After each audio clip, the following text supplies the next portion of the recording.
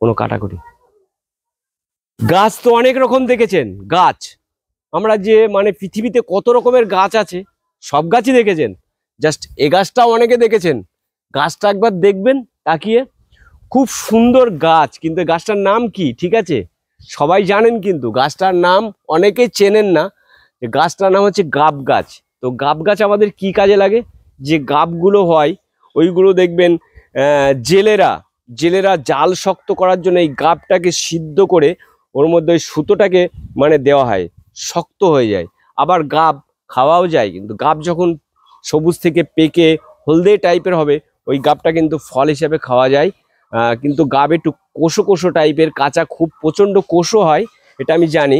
যে কোষের জন্যেই কিন্তু কষের জন্যই সুতোটাকে শক্ত করে কষে।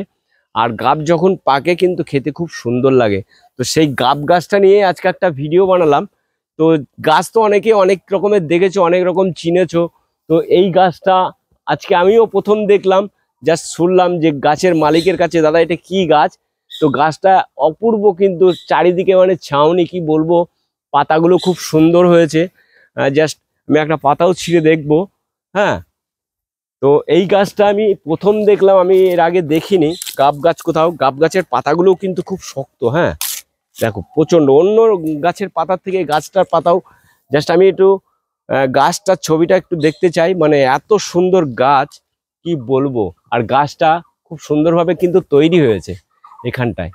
গাছটার বয়স মনে হচ্ছে যেন অল্প, কিন্তু নয়, অনেক দিনকারের বয়স, গাছের বয়স আছে।